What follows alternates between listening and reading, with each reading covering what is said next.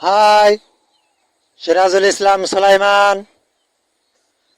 আজ আপনাদেরকে বলবো আমার দ্বিতীয় বন্ধু সম্বন্ধে। এটাকে এখানকার লোকে বাগদশা বলতো, কিন্তু এটা বাগদশা নয়, এটা হচ্ছে হায়নার।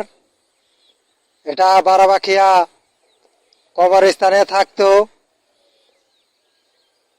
রাতে এই হায়নারের ভয়ে কেউ বাইরে বেরোতো না।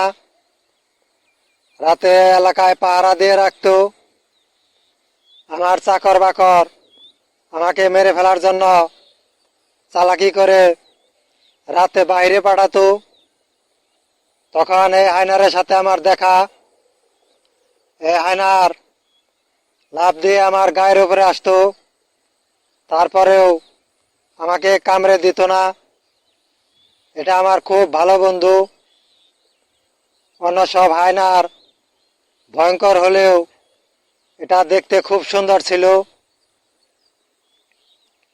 আমাকে কেউ মারতে চাইলে এই হায়নার যদি দেখতো, তাহলে তাকে মেরে ফেলার জন্য তার বাড়ির আশেপাশে ঘুরঘুর করত।